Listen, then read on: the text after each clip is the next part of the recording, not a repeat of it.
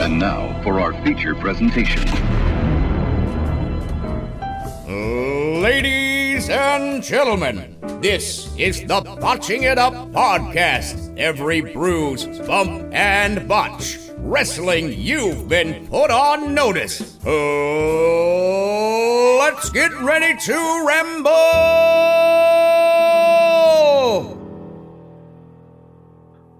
Oh, go be professional, yeah? You sound like you're on the verge of a breakdown. Hello and welcome to Botching It Up. Oh, you fucked it too. We're talking about the Ministry of Darkness Part 2. You definitely didn't check out the first part, and you probably won't check this one out either, but give us a listen on Spotify. My name's Ben Ito, and I'm here with my good friend Basil. Yo. You did a and now we're getting into wrestling, and I've got a speech prepared to begin us off with something or other, which is usually pretty good, and then my friend Basil's going to make some pretend witticism about something or other, or go on a tangent about what he ate for dinner. That was a really great intro, man. I think we should swap jobs. You should do the intros from now on. I'm proud of you. I just ramble. Yeah, I'm proud of you. Thank Smashed you. it. Thank Nailed you. it. Thank you. Okay, so this is part 2, and it should be noted that we're both a bit slow and grumpy because we're doing this immediately after part 1. You're not supposed to tell them that. That's a trade secret. Oh, trade secret, movie magic. Fine, we're professionals. Let's get this done. So, we're not professionals. We're both sitting on our beds at 11 p.m. I usually sit at a desk, but hard times, whatever. So, Raw, the 29th of March, 1999. So this is Raw after Mania 15. Yeah, we're one day removed from Big Boss Man being brutally hanged, and Michael Cole literally going straight into shilling the pay-per-view. Murdered on pay-per-view. So the big topic of this Raw is that Stephanie is with Vince. She's backstage, and really it's still kind of the Steve Austin storyline. Vince doesn't want to give Steve Austin the custom belt back, and Shane is trying to convince him not to do it, and Stephanie is trying to convince him to do it because they don't need the aggro. This is also where the Undertaker starts to become several layers of full-blown predatory rape. This is how it starts off. In other news, Stable is like the 4th face of the company after Rock, Austin, Mankind. She's McMahon's meal ticket, according to the Undertaker. So she is out. She's going to do a promo. The Ministry of Darkness just come out and interfere in her promo. Undertaker comes onto her quite badly, and she starts acting like a stripper in front of him. But it's even creepier than that, because she starts acting like a stripper for him because she's surrounded by 6 to 7 men. Yeah. It feels like a survival instinct, which is just all levels of absolutely fucked. There's no way else to put it. This is like the most rapiest thing I've ever seen. And she is the women's champion, so no respect at all. And so he just starts to choke her instead. I mean, even like the sexy dancing doesn't impress him, whatever. He starts to choke her, and then he threatens Vince that he will snap her like a twig. So there's also kind of a small reference here that Stable means something to Vince.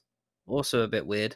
I do have to just let you know that after leaving the company, she filed a $110 million lawsuit against the company, citing allegations of sexual harassment and unsafe working environments, which I feel like we saw both of here.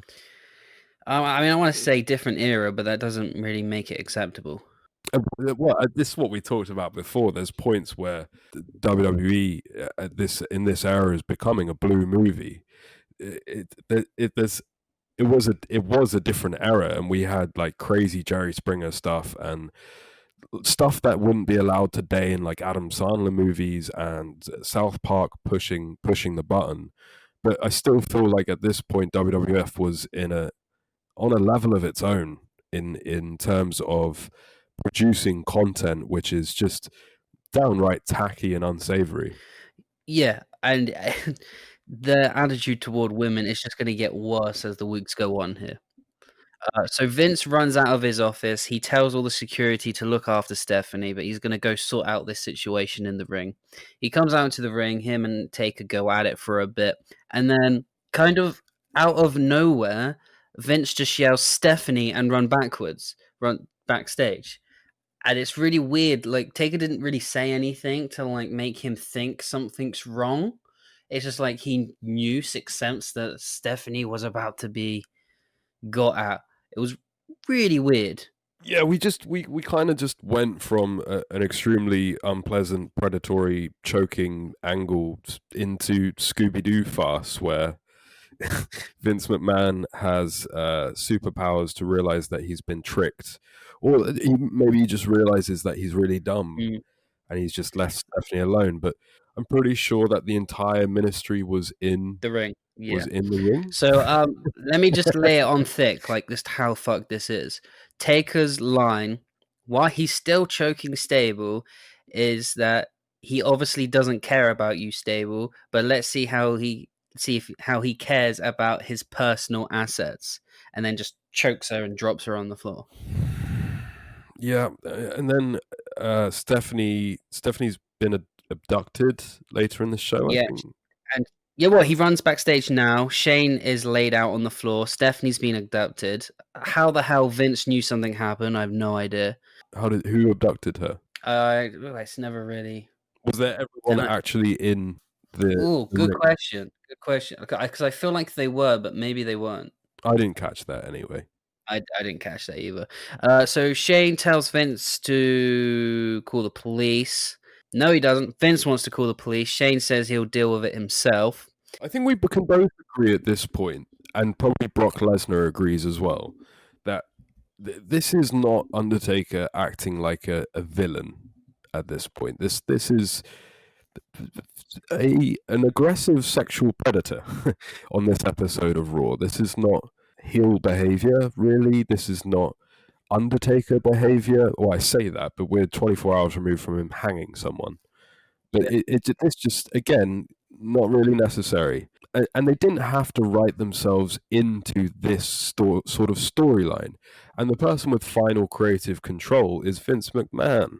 And this is directly involving lines such as "she really is sugar and spice and everything nice," in a really, really creepy manner, about his real life daughter, which he seemed excited to be putting on TV. So, but then also in 2003, and I believe No Mercy, he had a no disqualification match with Stephanie and tried to choke her with a steel pipe.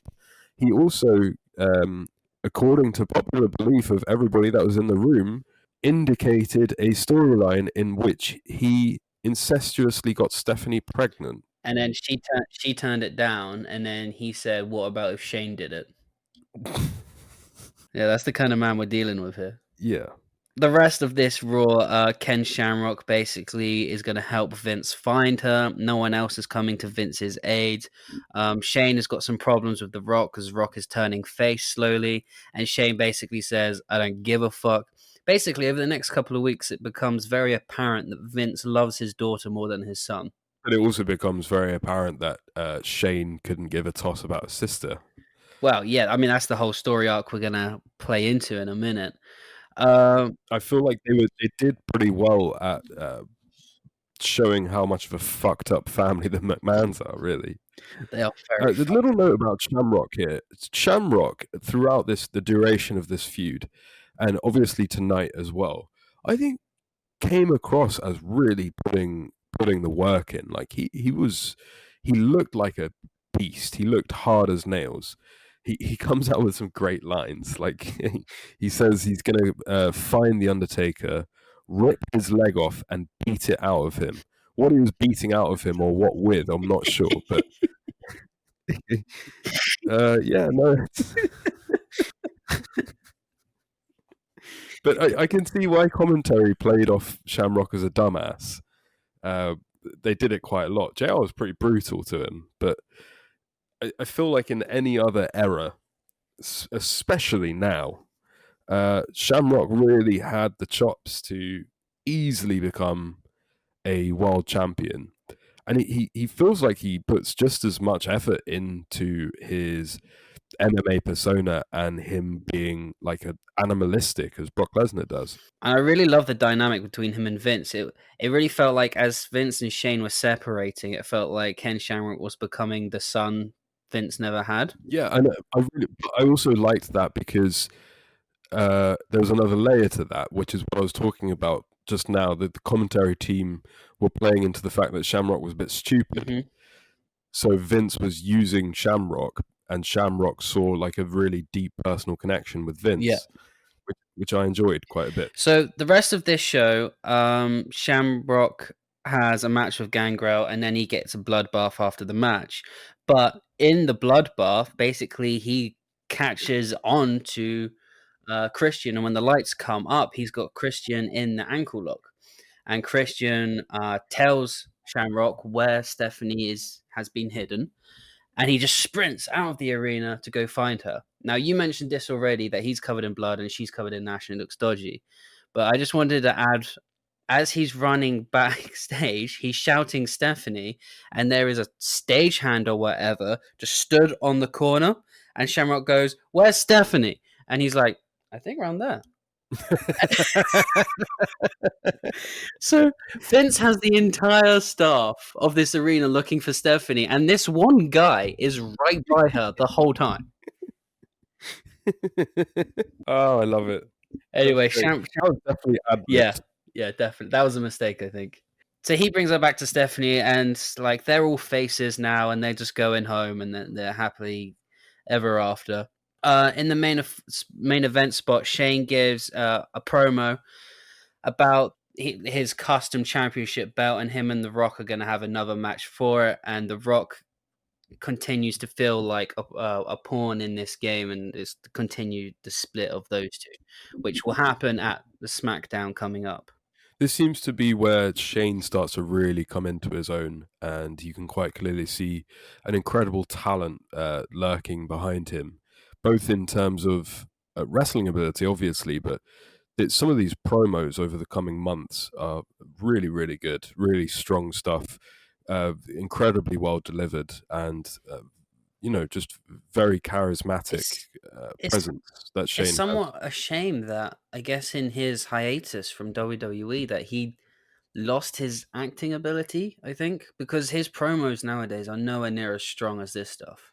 Yeah, and another thing with Shane these days is that it was a bad case of forcing him down our throats. When Shane came back to face Taker in that Hell in a Cell, everybody was really excited. It was really cool to see Shane. I feel like everybody was into it. Everybody popped for him. But then we just saw him every single month, and he got that sort of go away heel heat where we just couldn't be bothered with him anymore. To the point where, but then they tried to play that off with Kevin Owens being the Austin face, saying like nobody likes you, but then nobody liked Kevin Owens enough to fully believe in him. That's WWE's problem now. Like nobody likes anybody enough to go against somebody else in terms of the fans. That, and they crowned him the best wrestler in the world. Yeah, that's non-canon though. Saudi's non-canon. Okay. Saudi's like those DC Elseworlds graphic novels where Batman's a vampire. Okay, that's Earth 2. It's fine. Yeah, whatever. Basically. So April 4th on Heat. This is when we just turn it up a notch. This is just batshit fucking crazy. And also, it's also incredibly, incredibly uncomfortable, and like some of the things they hint at are genuinely sickening. And you sit there for a second, you think, this is trauma-inducing. So this is an interview, a sit-down interview by Jerry Lawler at Vince's house. Vince and Stephanie are uncomfortably close, snuggling on a sofa. But it's not like that. I think he's just trying to be overly protective of her, and she does. Well, he does also kiss her on the mouth, though. I know, and we took we absolutely destroyed Titus O'Neil for that. It turned out Vince was doing it as well. Yeah, on TV. So she says she doesn't remember that well what happened last week when she was abducted, although like she obviously did. Vince kind of let slip that the photos in the envelope were candid pictures of Stephanie. They say she was at the shop, she was in her car, she was in her bedroom. The teddy bear also belonged to her when she was a child. Lawler is the worst fucking human being ever because she's obviously distressed and he keeps probing her. Vince keeps cutting him off, saying, "We don't need to talk about that." But he keeps probing and keeps probing to ask what happened. And then finally, Vince comes out with this line that he's known Taker for 10 years and he's changed. He's becoming the creature that he created, and it's no longer a character. He then calls him Mark Calloway, that this needs to stop. It's no longer business. Yeah, mixed feelings over this one. Quite a few points. Like, so it wasn't just Vince cutting her off. It was Vince inducing and adding to the idea of genuine sexual abuse potentially.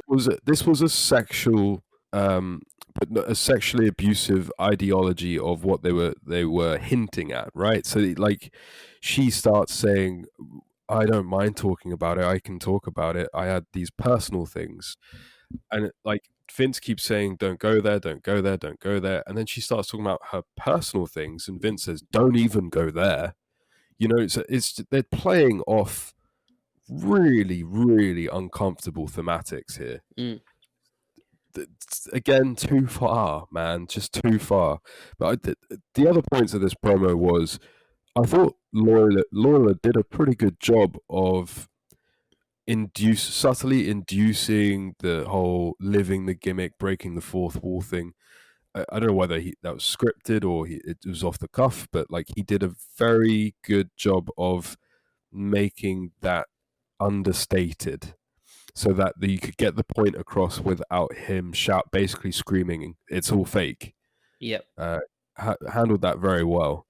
And there's an amazing little bit at the end which again is creepy, but it's more Scooby Doo creepy, like where Stephanie says she only feels safe around her dad. That this really summed up the one of the issues of the ministry for me at this point, because Taker, when he's not choking women, acts like a Scooby Doo villain. Like he's cackling and he's saying stupid lines. Some of it's really corny. And if they're just broken into her house and like done pentagrams on her mirror, and they could even show a picture of a mirror with like a Satanist pentagram on it or whatever, then it would still be in that entertainment factor, that Scooby-Doo crazy, right? This is a bit over the top, but it's wrestling. But they just took it to that next level on top of that. They took it to that next level, that really uncomfortable level where they didn't need to. It wouldn't have made any difference, I don't feel, to the audience at home, to the point where I don't know whether I dreamed this, but I feel like a couple of weeks later, where Stephanie's talking about being abducted again, she says something. She actually genuinely says something like, Undertaker kept touching her. Yep. And the crowd cheers. Which is just like, I can't comprehend that. But like, we can say over and over again, it was a different time, it was a different era. But there's also a large part of this in which wrestling appeals to the lowest common denominator, and they're writing trash for trash, really. Let's put it as it is. Let's put it bluntly. There's some raunchy stuff in the late 90s, and there's some tacky stuff in the late 90s, and there's some stuff that would never be accepted now. But this was the lowest common denominator then, as it is now. You know, it's because we know wrestling's fictional. I think you could do a storyline which included rape. The way they've gone about it, where it's like you said, half cartoony and half realistic. It's not being done with enough maturity to be taken sensibly and to be taken seriously. I don't feel like you ever would or ever should do a storyline about rape. First of all, because wrestling is entertainment. But there's other forms of entertainment which have these kind of storylines involved in. Right. like This so goes far. down. This goes down to my second point of wrestling exists in a sort of Alice in Wonderland mirror. Given the history of the thing, and not just the way it's represented, but also the shoot work. Wrestlers don't know what's a shoot and what's a work. Don't work yourself into a shoot, brother. Work. It exists in this parallel universe where nobody involved, let alone the people at home, ever really know what is fictional and what is real, which is self-created. They've done that as a sort of smoke and mirrors so that you're always sort of half believing. Because if you genuinely believed that it was all completely fake and you were never immersed in the storyline, then you would get to a point where WWE is now, where nobody believes anything, nobody can get into anything. So for that reason, I feel like there's certain topics which you can't use and which you shouldn't use, because sometimes people will be immersed and sometimes people won't. Sometimes people will think this is real and sometimes they won't. It's different from a scripted show with actors, because these are real people performing in front of you. Wrestling is wrestling. Like, you can have this character who wants to demolish the world and be like the Joker from Batman and have all of these crazy sacrifices and stuff. But then eventually they're going to have to get in the ring and work a match. If the wrestling isn't very good, that undermines the whole story. But even when the wrestling is good, everything that they've just done, suddenly they're just having a match. Mm-hmm. They're doing toe holds, they're doing headlocks, they're doing, and you're looking, any fan with a modicum of intelligence, let alone a casual viewer, is looking at that and saying, well, they're quite clearly working together now. So for that reason, I feel like twofold, some things can't and shouldn't be used as storyline, because it still comes back at the end of the day to a 20-minute time limit draw. A lot of these stories get so blown up that it's kind of a bit ridiculous. Like, at the end of the day, Undertaker would have just been arrested and sent to prison, not have his comeuppance against Steve Austin in 3 weeks' I time. love when Vince chooses to arrest Undertaker. And then sometimes he just sets his goons on him. When did he get arrested? Vince didn't get him arrested, right? What did he get him arrested for? I can't remember now. That was back when Bossman got put on the crucifix. Right. So Vince got Taker arrested for putting Bossman on the crucifix that Bossman got off of 5 minutes later. Vince doesn't arrest Taker for taking candid pictures of his daughter, trying to kidnap her, hanging a man from the ceiling. He tried to get the police involved, but the police thought it was a joke and didn't want to be involved. Where were the police at the embalming? Well, no one cares about Steve Austin. He can go. And how has Undertaker? But this caused so many wormholes for me. This breaking the fourth wall, where we're now talking about Mark Calloway. Because you basically told me, because I watched the '98 stuff at the end. So you basically told me the embalming stuff was bullshit.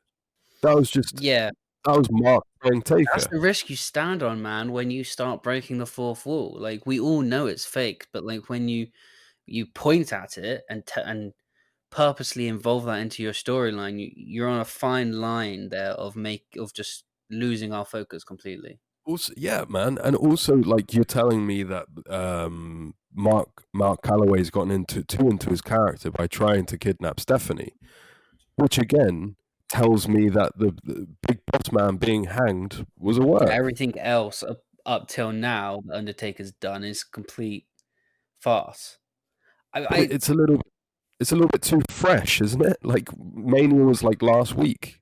I don't know. I like the idea of this interview because they've upped the ante. They've upped the stakes of this story, and they're trying to do a Vince face turn. So in the coming weeks, we actually really feel for Vince because he's just trying to be a good father and he doesn't really give a shit about all of this Rock and Stone Cold stuff anymore. Like you said, it's hard to like get into the meat of that when you're now just thinking about, oh, is Undertaker Mark Calloway, or like what's happening here? Yeah, man, I know, I get it. I can see that it elevated stuff and it added heat to it. But I just feel like if you're going to talk about Taker breaking the fourth wall and getting too close to his character, they should have done that near the beginning to signify the change in personality and the whole idea of the ministry, and Again, this whole thing feeling different. and it's such a shame because Vince's acting is impeccable. He really nails As always, yeah. just the subject matter of it kind of makes it fall a bit flat. And to be fair, like, as much as I thought it was lewd and unnecessary, Stephanie McMahon seems to be having the time of her life through this angle. Well, this is the first time she's been used on TV, right? Yeah. I think this is actually her like debut into canon. Yeah, and she's immediately great. Like I said before, that Stephanie McMahon's facial expressions through this entire process are just amazing. Well, she sells the fact that she's like scared shitless of Taker really well. So yeah, definitely. Right, so let's move on to April 5th Raw. Again, Vince is backstage with a load of police with Stephanie. And just why the fuck has Vince brought Stephanie to Raw? He's just brought her to the danger. Just stay at home. I've got the exact same point. What the fuck is going through Vince's head? Why didn't Stephanie just get a plane to Corfu? Yeah, just get some bodyguards and just go somewhere else. Just don't be here. Anyway, Shane is just being a dick and he's trying to take over the corporation. Later, we have Undertaker and the Ministry come out. Taker tells Vince to give Stephanie his regards, and this is when he mentions the spice and everything nice thing. And then he says he's going to sacrifice her tonight. They're coming for her. Yeah, this is the Ryan Shamrock stuff. It's really interesting to me that I thought this build-up was the actual Ken Shamrock Undertaker build-up to the pay-per-view match was good, despite the fact that this, for me, is my least favorite part of the storyline for the Ministry of Darkness, because it's just so leery and horrible and like not really what I want to watch in my wrestling. Like, so you got Sable, Ryan Shamrock. I'm pretty sure you got another girl through this. Like, it's just Yeah. I don't know how else to describe it. It's not something that I ever got into wrestling because of, and I don't feel like anybody else. No, I don't think either. this has made any new fans. Definitely not. It might have lost a couple. So later in the night, the power goes out in Vince's room, and then the lights come back on, and then we're actually on the stage, and then again the Undertaker crucifix is on the stage, and the Ministry are all carrying a girl. Again, super crazy rapey vibes here. They put the girl onto the crucifix, and the commentary team thinks it's Stephanie. They then lift the crucifix in the air and they take the mask off, and nobody has a single idea who the fuck this woman is. It's not Stephanie. The commentary team can't even explain it. Nobody knows. Anyway, in a throwaway line, I've been watching clips throughout since January '99, and I feel like you've been watching clips from Raw since Judgment Day '98. Have you ever seen? No, we've this literally woman? never seen this woman before, and it takes one of the members of the commentary team, I don't know who, it takes them what feels like forever for them finally to say, "Oh wait, I think I've seen her face before. That's Ken Shamrock's sister." And it's like, okay, yeah, well, why do I care? Well, Ken Shamrock obviously cares. Anyway, they played it. Ken Shamrock got kidnapped by the acolytes earlier on in the show, and we all thought that he was going to be sacrificed and whatnot, but it's obviously so that they could kidnap his sister without his involvement. There's far too much kidnapping going on. Vince and Stephanie leave the show with armed guards. Again, just why the hell did he even bring her? This all plays into next week. Again, Vince just brings Stephanie to the show after everything that happened last week. Shamrock opens the show. He's pissed that Shane... It's another reason that I wish that they hadn't done the Jerry Lawler angle where they're talking about breaking the fourth wall, because it's in my head, and you're making very uncharacteristic non-human decisions now.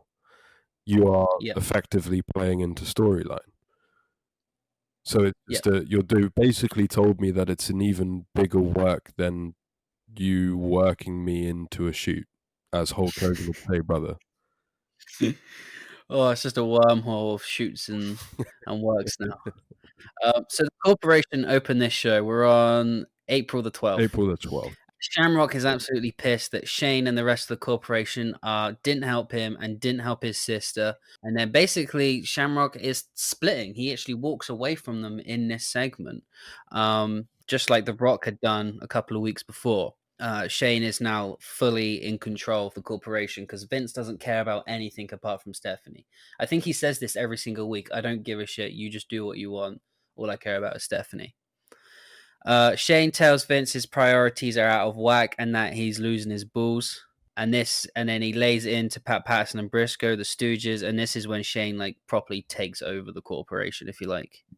At this point, honestly, since the day after WrestleMania, this is for me where, despite some of the good stuff they're still doing with Taker, the ministry is dead at this point. The focus of interest on ministry is Taker versus Vince, and then Taker versus Austin. Viscera and Midian and the Acolytes. I think the Brood's already gone, or maybe they go tonight. I can't remember. But like at this point, they've completely gone into the background, and the ministry doesn't really feel like the ministry anymore. It's the Undertaker again.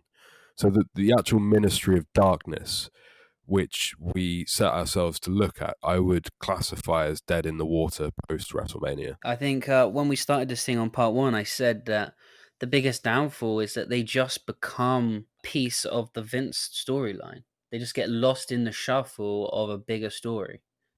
But I feel like Taker at this point is starting to get lost in the bigger Vince story, and he will do, especially down the line a little bit.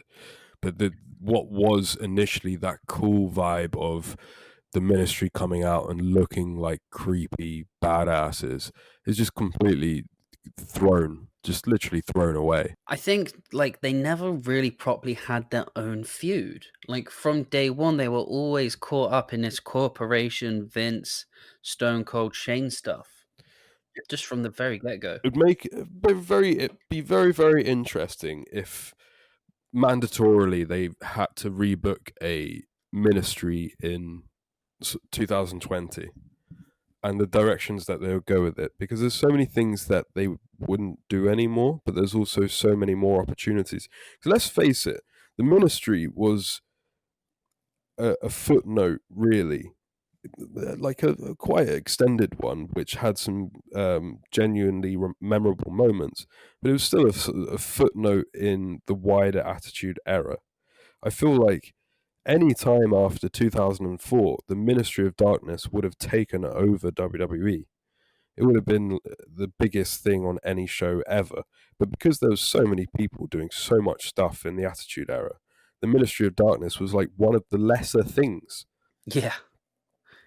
Yeah, it's crazy that this whole evil spirit devil stuff is just lost in the shuffle. It's just part of it's just one of the many novelty acts. So on this show, Ken Shamrock is still looking for his sister. She's been kidnapped for a whole week. Quite, I think, gentlemanly, Undertaker has brought her from one arena to the next arena instead of just leaving her behind. This is a nice thing to do, I guess. Didn't he also mess with Deborah on this show really creepily or something? Yeah, Jeff Jarrett, Owen Hart versus the Acolytes. This breaks down into a big brawl. Why has actually Jarrett and Owen Hart been feuding with various members of the ministry for the last 3 months? Because they were tag champions. I never saw them with the belts. Or maybe they lost it at Mania, actually, and now they're just, I don't know, whatever. Just plop in place, I suppose. Okay. It's Midian that grabs Deborah and gets all up in her face, and she's really bad at fake crying.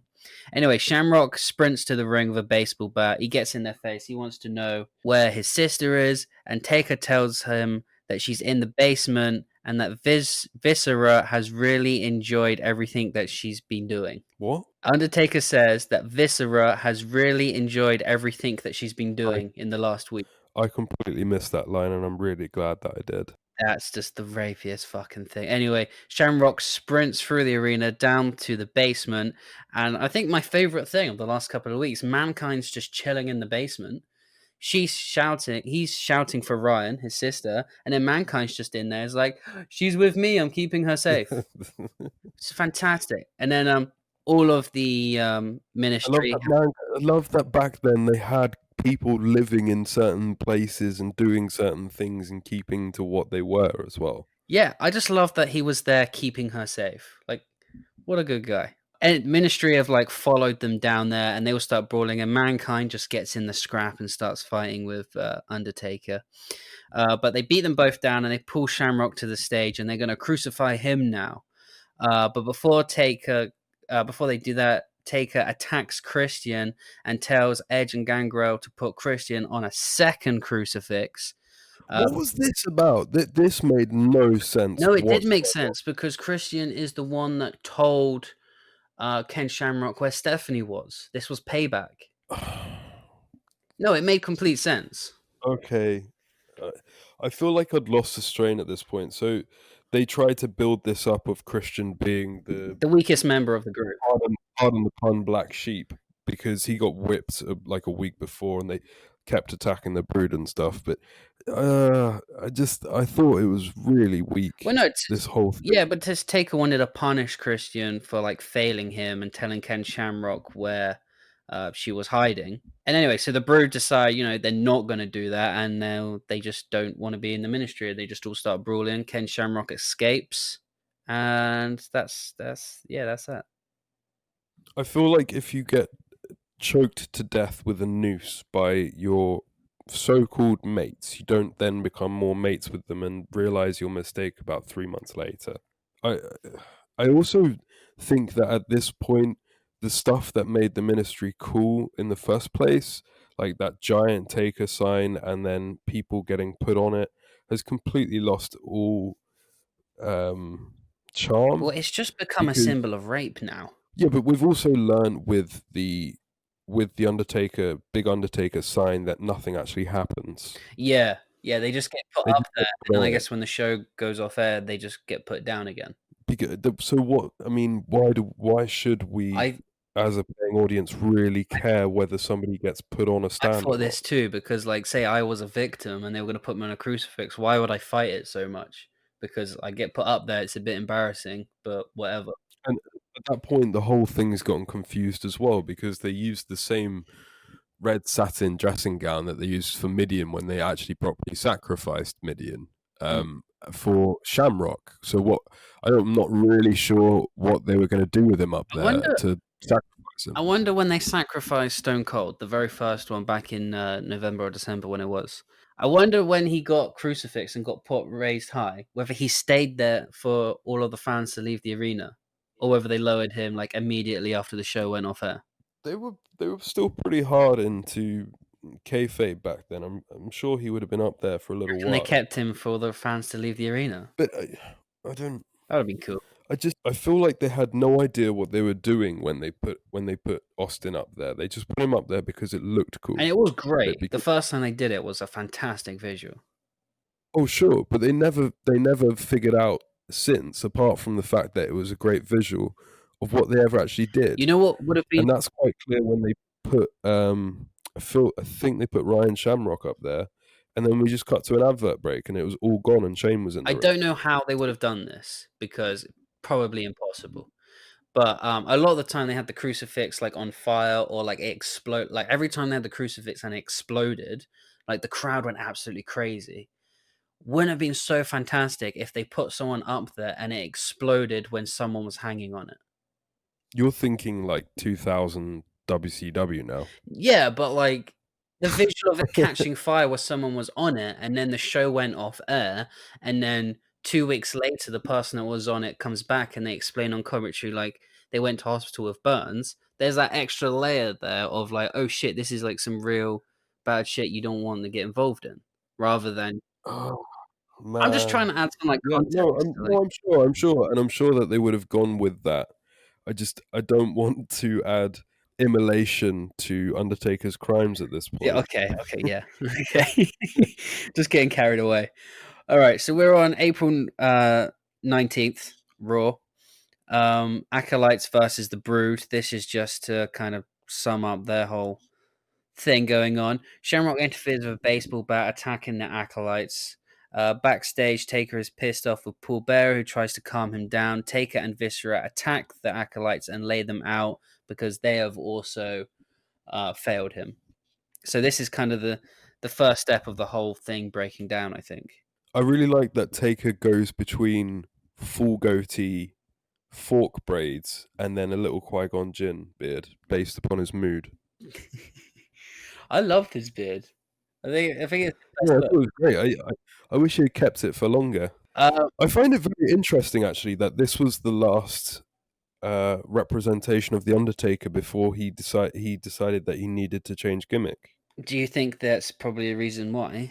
Like he saw that like the whole dark menacing shit was, not working. Yeah, I mean, doesn't that prove what we're saying of this stuff went too far? Yeah. It went so far that he knew he could not turn face again as the Undertaker. He had to go be the American badass to recreate himself in front of an audience that is dumb anyway. Yeah. Because I feel like if you were anyone else, you would not be able to survive this stuff. But even without this stuff, I think in 1999 the supernatural stuff is a bit played out. Like at that point, the audience is too self-aware. I'm starting to understand a little bit more why Pritchard said he thought it was below Taker, because if Taker hadn't completely changed his gimmick, this may well have ruined Taker. Because there's certain things that he did during these storylines that people remember and people would remember, and I feel like he'd never get his babyface charm back, and he'd also play out his heel character eventually until he had nothing left. And the matches are just awful at this point. They're dire, man. I don't think I saw a good Taker match or a good Ministry match. They're all bad, and most of them just end in brawls. They're just non-finishers. Shamrock tried, but it still wasn't amazing. Taker gives Midian a phone call on a flip phone and tells him to go get his shit ready. This is maybe the least dark and menacing thing out of all of the Ministry does. It's bad. Later on the show, Vince and Stephanie are at Titan Towers. They're going to have another sit-down interview. And then security tell Vince there's a problem downstairs, and security, he fucking flies out of the building. Like, the guy's like in his late 50s, and the stuff he's doing is This awesome. was one of my favorite parts. I mentioned Midian is outside in the car, and they get into a fight, and then Vince actually tries to run Midian down with his own car, to which he misses. He hits a wall, and then Midian somehow runs around and gets back into the car and escapes. just shouting "son of a bitch" over and over and over again. You want some of this, you son of a bitch? it was great. I like that bit. Can you tell me why Taker came out at some point and beat up Big Show? Big Show has turned face. I don't think I mentioned that a couple of weeks ago. So him and Ken Shamrock have now kind of doubled up, and Ken Shamrock and Big Show are kind of going against Corporation and the Ministry at the same time. Didn't he debut? Show debuted the year of 1999, right? Just before Mania, yeah, as a bad guy, and he's already now a face. Yep.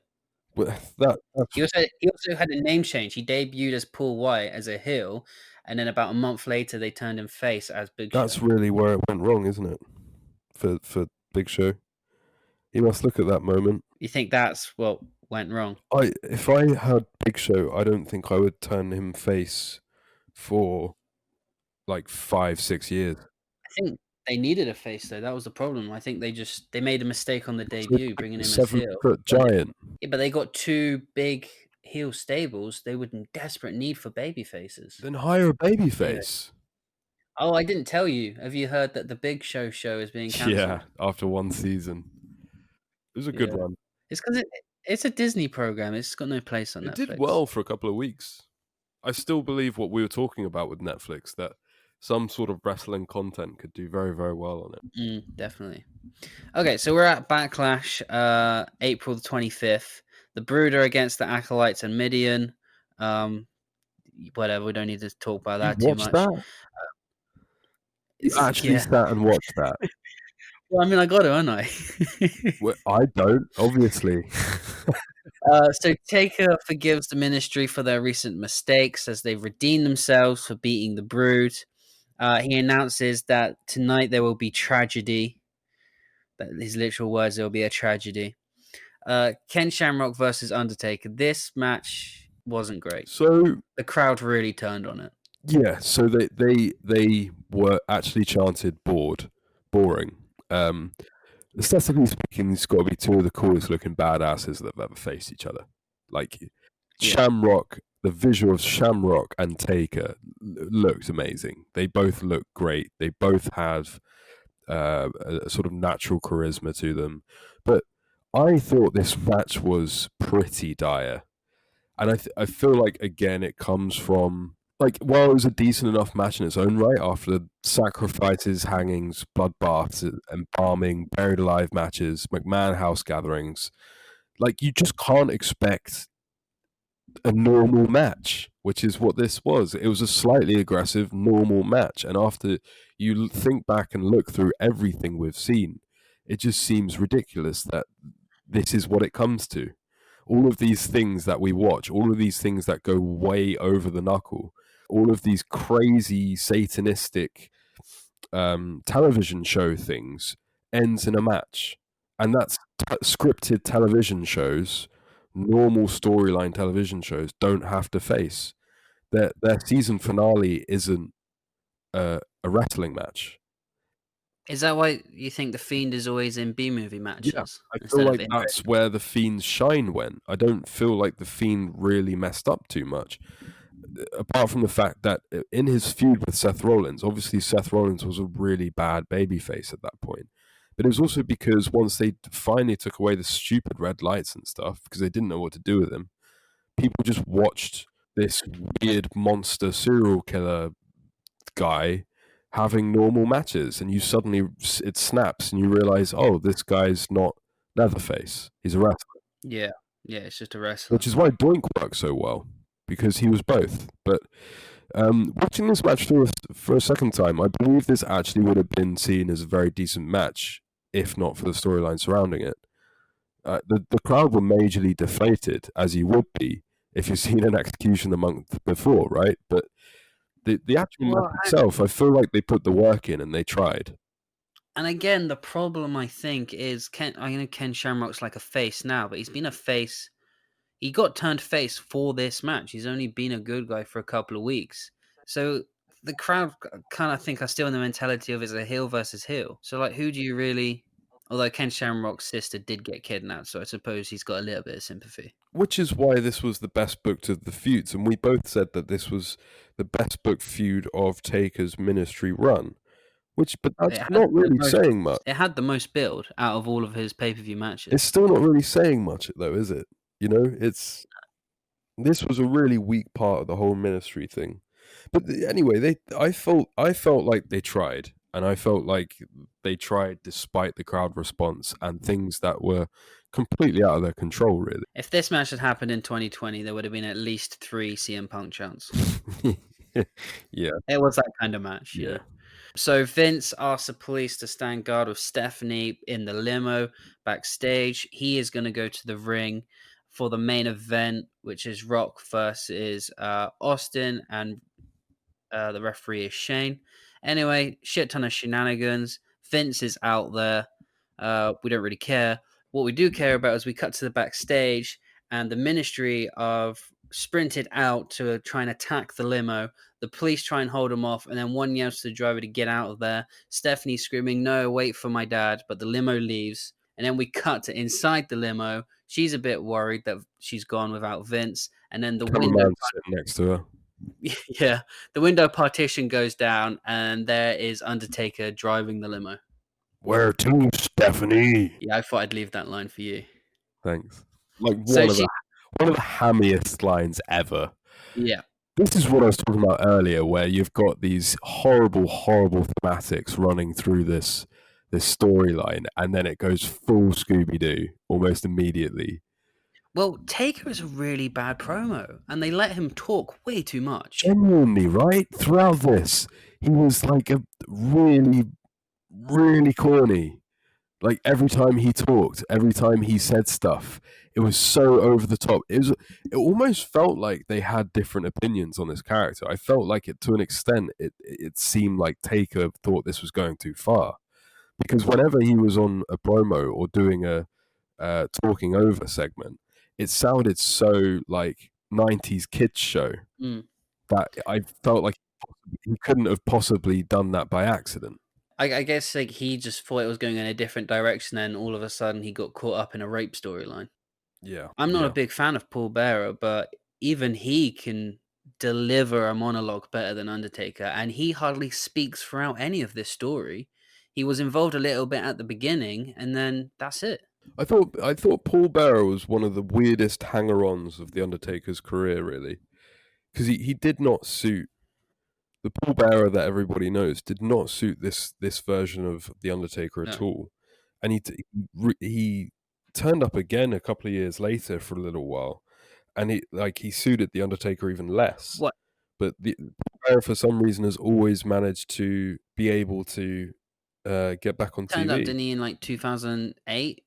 And again, like Kane and Undertaker were feuding, and he was like in the middle of that. Yeah, 2010 that 2010. was. He turned up in 2004 as well. Like various points in the Undertaker's career where like he should just not be part of Taker. He finds his way Yeah, in. I just feel like that's kind of the problem with Kane and Undertaker as well. Like they were just always coming back, feuding or teaming. Like they were just two characters that just couldn't be separated away from each other. To this day, like they have matches together in Saudi all of these years later. Yeah, which I think is just damaging to their careers. Okay, so next night on Raw, Shane, Rock, Stone Cold, stuff is happening. The Stooges tell. Jim Cornette is on commentary. Oh yeah, for one night only. He was on SmackDown as well. This was April the 26th, 1999, by the way.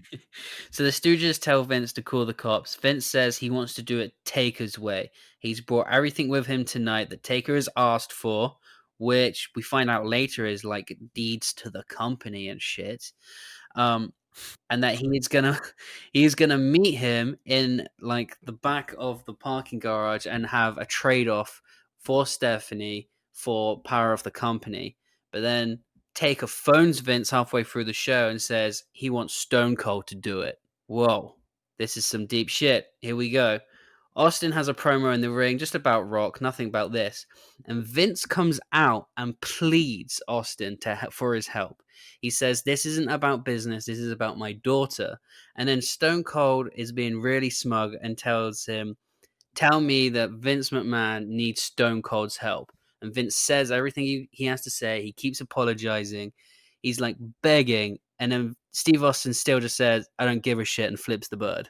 Yeah, so given what is to come, Austin saying no to McMahon here both generates interest in the Stephanie storyline further, but it also makes Austin's help later an even bigger sort of face move. Yeah, I mean, and if that didn't happen, like I would have thought at this point Stone Cold's the biggest piece of shit alive. Yeah, definitely. But it just adds to generate a bigger pop, really. At the end, because of what they'd seen earlier in the night, the crowd were screaming Austin, Austin, Austin during the whole ritual thing. So they purposely set that up, and I thought that was another great piece of little work that they did on purpose. Especially having Big Show and I think it was somebody else come out and say, And Shamrock say, "Come on, that's the guy's daughter," you know. And Austin's like, "Nah, I don't care." Yeah, and every time you see that, you're thinking like, okay, this is a bit different now. This isn't Vince. This is like a teenage girl, and Stone Cold the baddest man on the planet, doesn't want to help. But like you said, it's like building to something bigger, which I feel like is something that they don't do now. They don't tease these little things to have a bigger climax. Yeah, I feel like at this point they also knew that Vince was going to be the higher power. I feel like this. You think? Yeah, I think this is the turning point where, like, halfway through the Stephanie abduction storyline, where they started to piece it together and realize that they didn't have anybody else, and Vince would be perfect for it, and it'd lead straight back into Austin. It'd do a full cycle. So after the main event, Vince is backstage and he's waiting to hand the briefcase over, but that's not what Taker wanted. No, he doesn't show up. Instead, the Ministry drags Stephanie through a corridor. Taker strokes her face really weirdly because you got to keep it rapey. They're in like a Teenage Mutant Ninja Turtles warehouse, aren't they? Huh? They're in like a Teenage Mutant Ninja Turtles style warehouse. No, they come out to the arena. Oh, they're in like a disbanded warehouse at some point, and Paul Bearer's holding a book. Because I even wrote it down. It's called Ministerium Ex Archibus. Okay. And it's like a big purple book with nice glittering gold type font. Because you got to keep it fabulous. So let's go on to the heinous stuff. This is heinous. This stuff. So Stephanie is brought out to the ring, and she's strapped to a Taker crucifix that's just resting on the ropes. Oh yeah, this is the book you're on about. Paul Bearer's got the book that he's about to read, like the These whatever. sacrificial Satanist rites, the Ministerium ex Archibus. So this is the unholy matrimony. Undertaker is going to marry Stephanie, and this came out of the blue. I wasn't expecting this. I don't think the crowd were expecting this to happen. No, this was announced as they were doing it. Yeah, we all thought like she's going to be sacrificed again or something, and then like, nope, he's going to marry her, which is super weird. Ken Shamrock comes out, tries to make the save, but the acolytes beat him up. Big Show comes out, does a little bit better. And then finally we get Stone Cold come out and put a stop to the whole thing. Just a little bit there. Paul Bearer says after the unholy union thing, Paul Bearer says to Taker, "Do you allow her to bear your offspring?" It's just, and he goes, "This is messed up. It's so messed up." Yes. And she's screaming, "No!" This was the bit where, to me, I didn't mind it as much. It got a couple of chuckles at me because it had gone full farce. Like it had almost like flipped a switch from what we were seeing 2 or 3 weeks ago. It had gone full ridiculous stupidity. Paul Bearer carrying a little purple, nicely bound, pretty little book. It's just. I quite enjoyed this whole thing. Paul Bearer keeping it fabulous. I love it. Yeah. But what was great is he says you can now kiss the bride, and then the glass shatters, and the crowd just absolutely roars. I feel like that glass shattering is one of the biggest appeals of the Stone Cold Steve Austin character, and I don't think he would have ever have gotten pops as big as that without that glass. Honestly, because it's a signal before the music. It's just telling you like now to cheer. Yeah. What are we doing? Austin's out, beats up Stephanie, beats up Taker. No, he doesn't beat up Stephanie. Austin's out, beats up Taker, saves Stephanie. Stephanie hugs Vince. Stephanie hugs. Stephanie embraces Austin, and he's like creeped out by it. He doesn't like embrace her back. He's like really doesn't want her on him at all. And then he looks a bit frigid here. Full episode of Power Rangers. Next.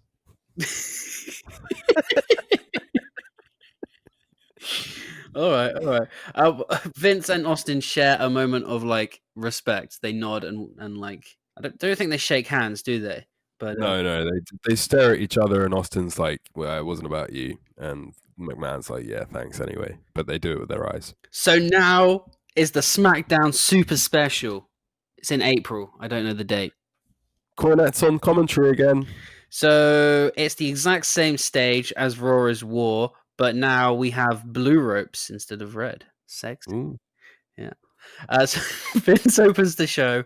He's so happy to have Stephanie on his side, and he's going to change the errors of his ways. He's a changed man forever. He wants to thank Shamrock for his help and Big Show, and a special thanks to Steve Austin.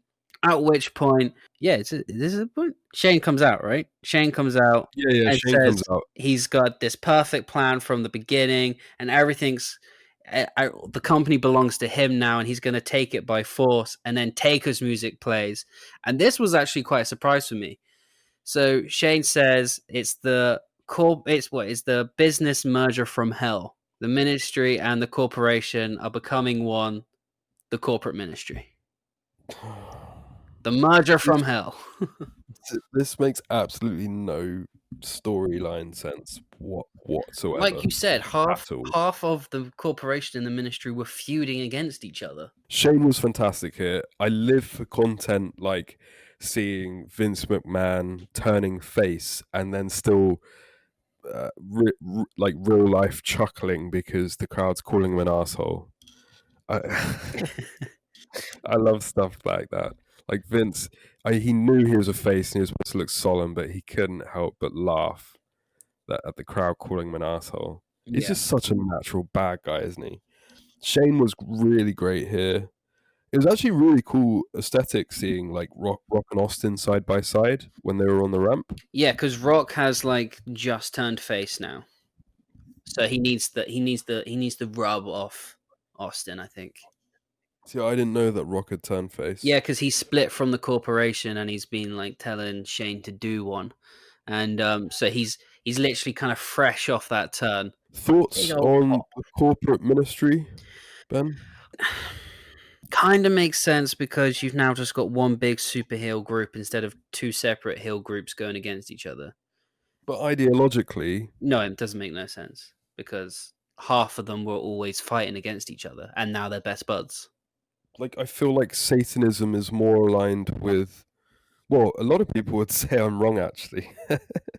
But I feel like Satanism is more aligned with anarchy than capitalism, really. Like that, I don't feel like Satanists make. Well, a lot of people would say I'm wrong, actually, but I don't feel like Satanists make great businessmen decision makers.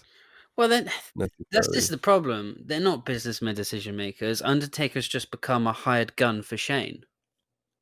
Which completely signifies the end of Taker. He's just a goon now. Yeah, you're right. It's as simple as that.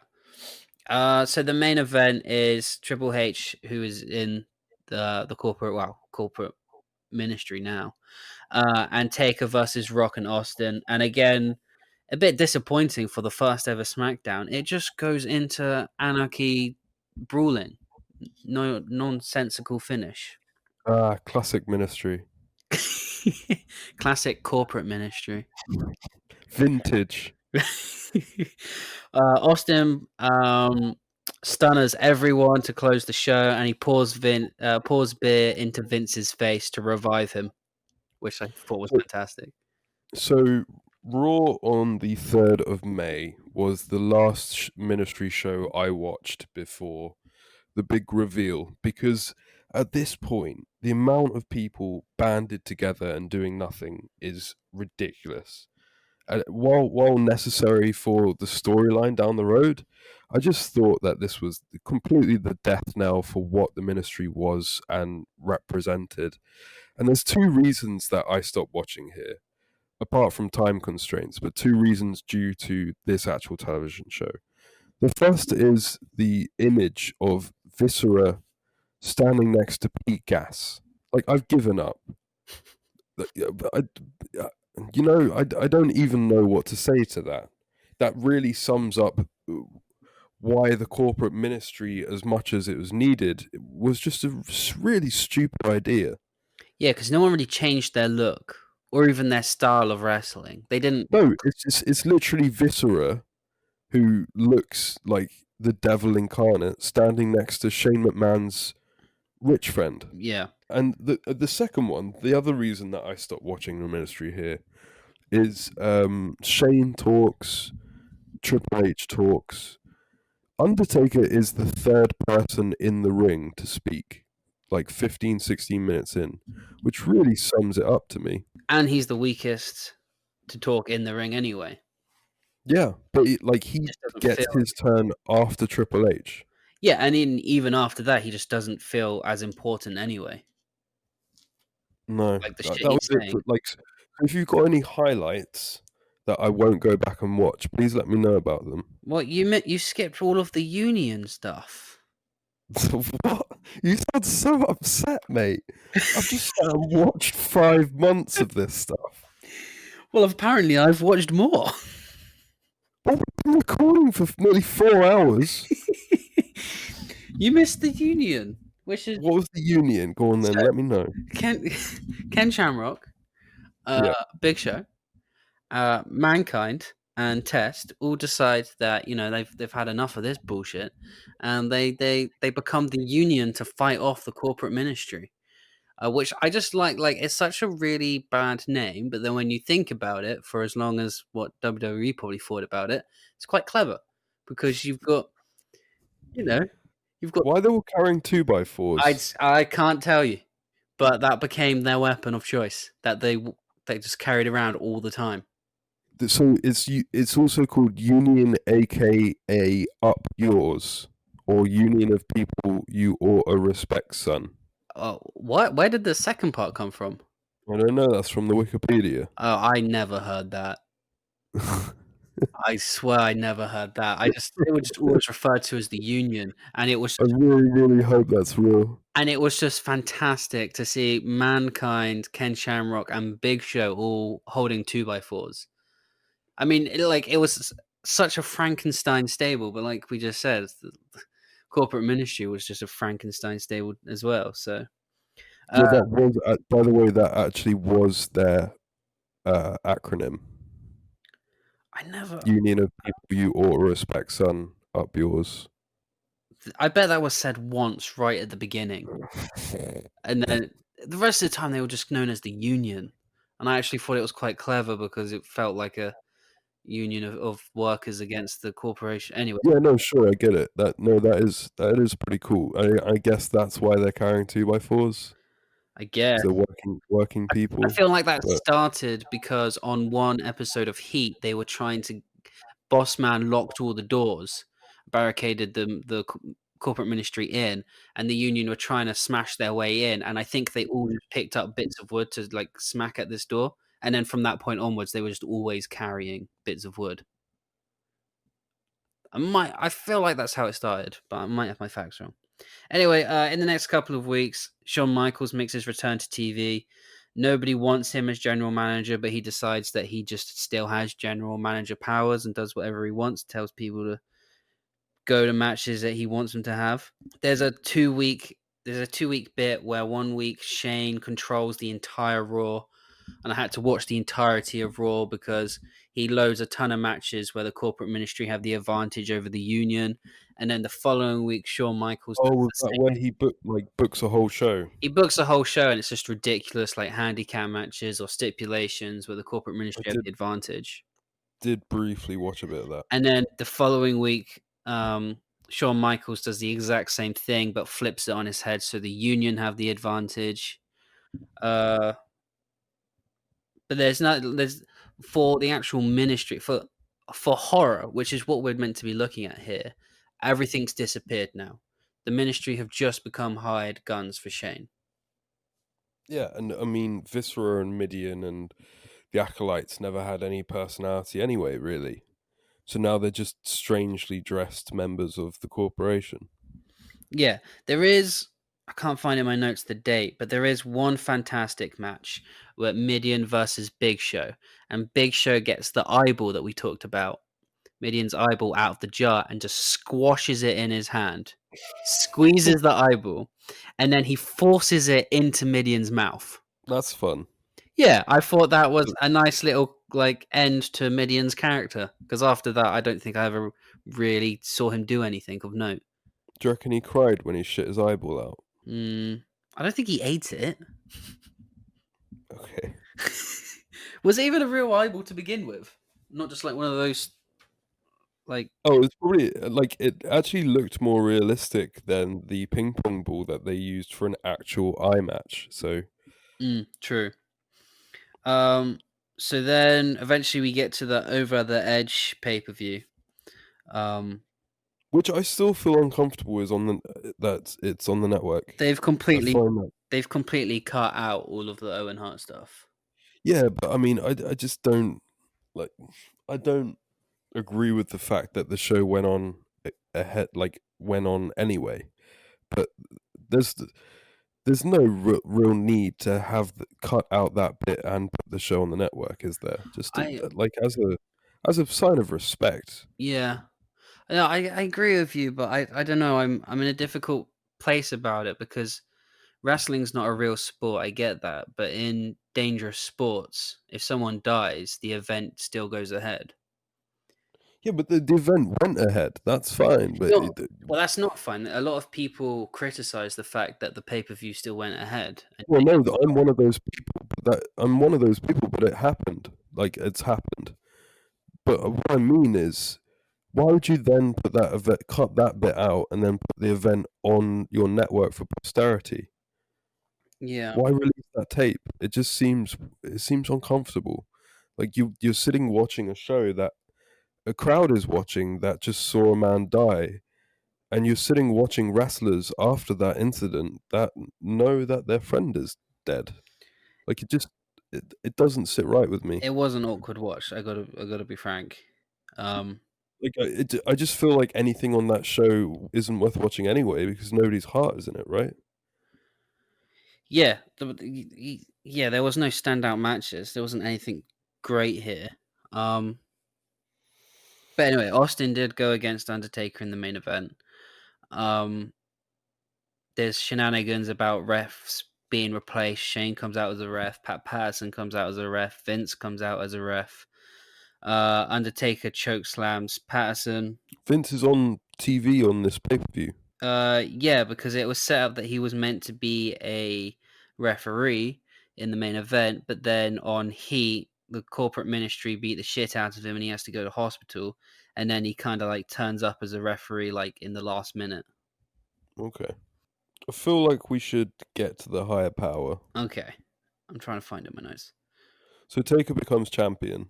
Yes, Taker becomes champion and actually keeps it for quite a while. Despite feeling like less of a champion than a couple of months before. Yeah, it's really weird because Shane is now like the face of the whole story. It really kind of makes the championship lose its shine because you've given it to someone who just has no momentum. It really amazed me how, but that's the sad thing, right? Undertaker had momentum up until WrestleMania 15, sorry. Yeah. Then it fell off a cliff, and so did Bossman, and it just like it never seemingly recovered, and then they just kept working themselves into holes and trying to work themselves back out of them again, and they just never truly got anywhere with that. All right, let's move forward. I want to talk about before we get to the higher power, June 7th. Okay. Because Vince opens the show, and he's in his wrestling gear and he's hyping up who the greater power is gonna be. And he runs down the relationship of Taker and the greater power. He says he doesn't care who the greater power is. He's challenging them to a no holds barred match, thinking that it's Shane. So he's challenging Shane, and he wants to put Shane up. He wants Shane to put up 50% of the company against his 50% of the company. Shane comes out and accepts the match, but says he's not the greatest power. But this is when it's revealed. But tonight, Taker will bring out the greater power and tell you who it is. So this is the higher power reveal episode. Yeah, 7th of June. This is also the night where they have the Lion's Den match, which looks exactly like the fight pit. Oh, I need to check that out. Yeah, because it's quite funny. Because it's not a match at all. Ken Shamrock just smashes Vince's head in with a chair and then walks back out again. Nice. They used that whole... they got that whole structure and put it together for 2 seconds, yeah. Okay. I imagine that structure must have been used before or again at some point, because they hardly explained exactly why. I don't remember it at all. It feels really weird that they would put that whole thing together for not using it, though. That doesn't really make any sense. Corporate ministry walk out to the ring. They're going to say who the higher power is. Shane is in the ring, and then someone comes out in a robe. And this was so great, man. This is out of everything that we've watched for the ministry and all of this pain and suffering that you've put me through, this has been... I've watched it twice now.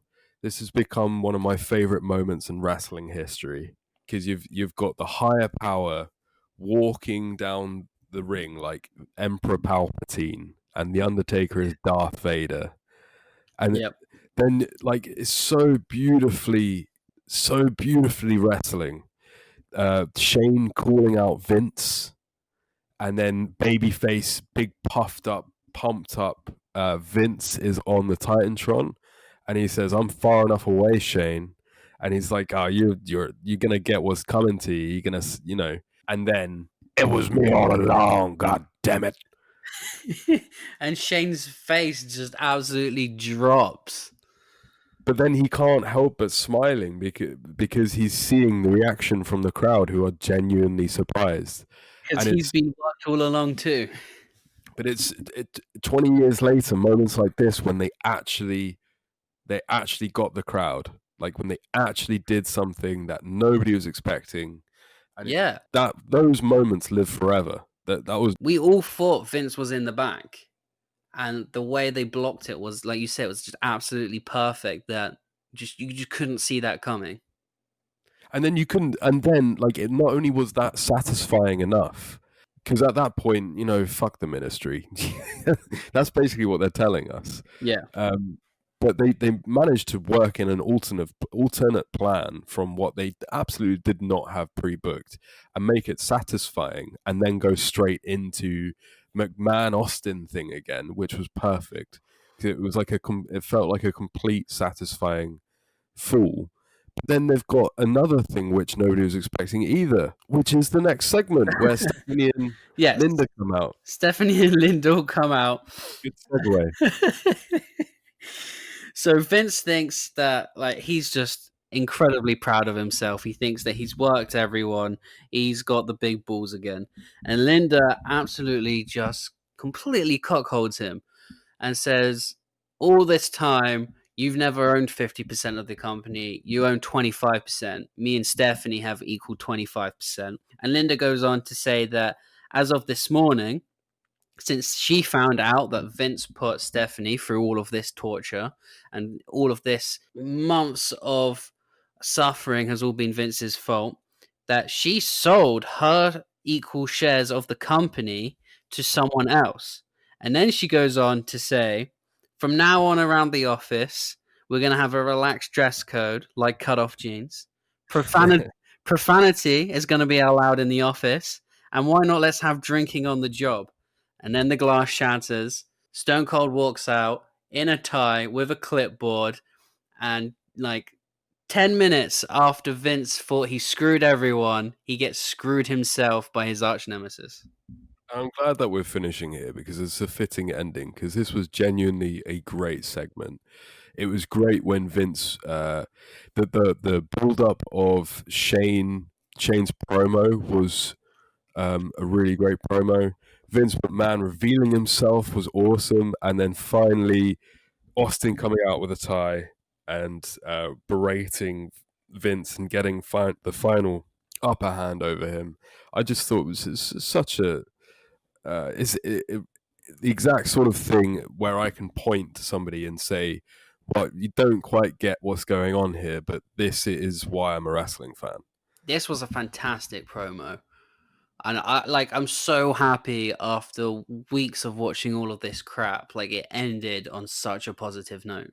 It felt like the light at the end of the tunnel for once. It's very rare for a wrestling fan to be satisfied by what we're given, because things change so much, and the conclusion is never what we want or need. This was satisfying, and I can't quite comprehend that from what I've been used to and what I've been fed by wrestling over the years, that something can start well, have a touchy middle, and then end well, even though it's in a completely different way to what it was supposed to be. Well, it didn't end very well for Undertaker, though, did it?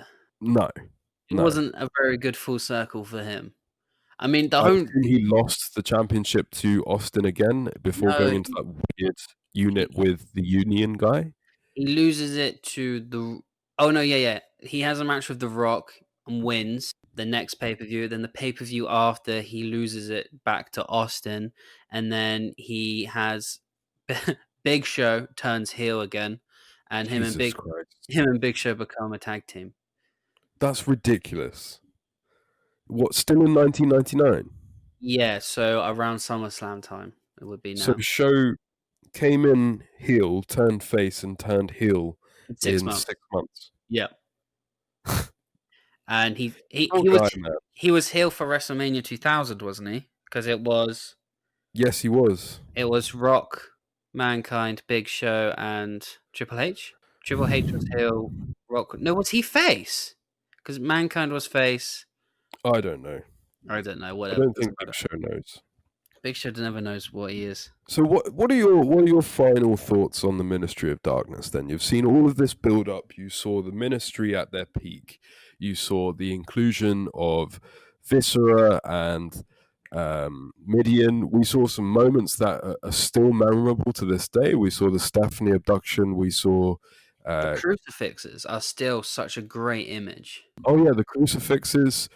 You had one of the very memorable moments of Raw history that you actually, the only thing you watched every heat in 6 months, but you missed Taker pretending to be Kane. That's a moment that people will remember. Yeah. So what did you think overall? I think as far as horror tropes go, this is full of the best horror in wrestling I've ever seen. But as its own storyline, I think it was a complete failure. And it's a shame that Undertaker, maybe he didn't have enough control over his own character, or I don't know what, but like I think he was massively down. He didn't have he wasn't allowed to be the wrestler we know that he could be, and he was put on the microphone far too often. I think you make some really valid points. I've got mixed feelings overall. I'm glad that I watched it. I'm glad that I got to know this era of history because I basically knew next to nothing about the Ministry of Darkness. The only thing I'd ever seen was Undertaker being in the driver's seat in that limo clip at the end of Backlash. That's all I knew about the Ministry. I feel like aesthetically they were one of the coolest. That was crazy to me that you didn't know the reveal. No, I didn't know the reveal. That's why I loved it so much. I thought that was just common knowledge that Vince was the higher power. Like everyone just knew that, even if they didn't know the story. No, I'd never come across that aspect of wrestling. Okay. Aesthetically, they were one of the coolest looking factions around. I definitely believe that they had, like, even the WrestleMania 15 Undertaker Raven cape and the goatee and the music and Viscera, everything looked awesome. Some of it was really bad. Some of it went way too far. But I think for the majority of this period, we've been solely focused on the Ministry, which shows many of the Ministry's faults. But these segments, as they're taken with everything else, just shows how rich this product was in sort of entertainment and content at this time. The fact that the Ministry was just another part of the show shows how strong the show was.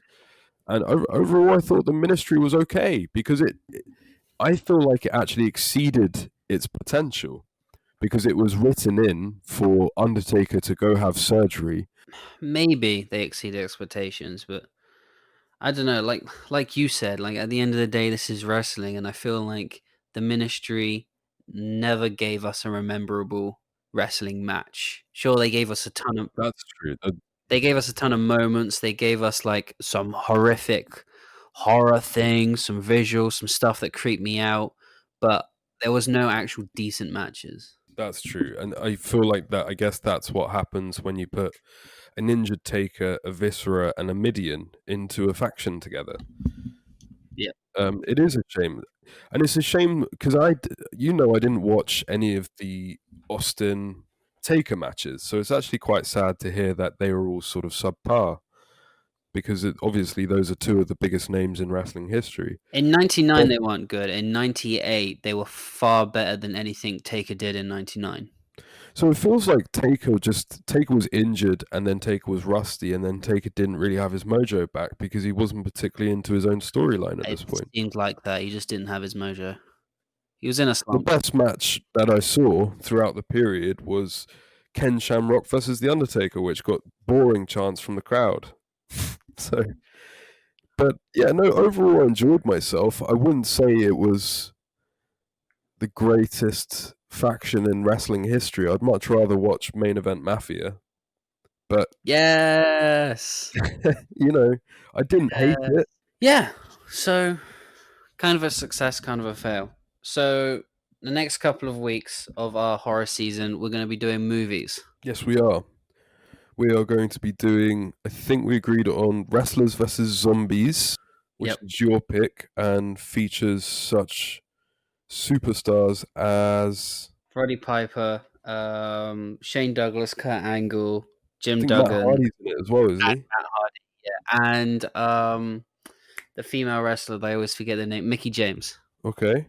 So, and then I want to do Santa's Sleigh, which is Goldberg playing a serial killer Santa Claus. Sounds fantastic. I'm looking forward to it. So, I'm looking forward to seeing your Pro Wrestlers vs. Zombies, which is what you've wanted to see for ages. And I'm looking forward to seeing Santa's Sleigh again. I've already watched it before. It's pretty much the first thing Goldberg did after.